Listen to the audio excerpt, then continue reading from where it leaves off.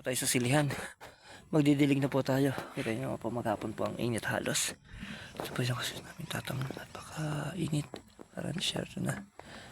So, magdidilig po tayo ng halaman. Tadya.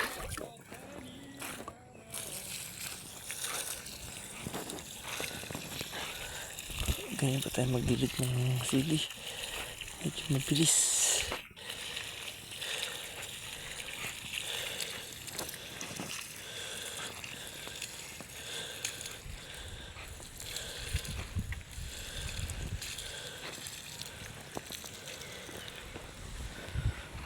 Ang oras ay alas 5 na po ng hapon.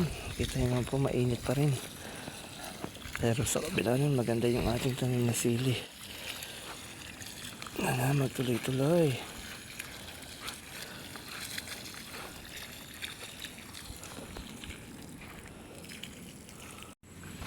Ang dami natin diligan.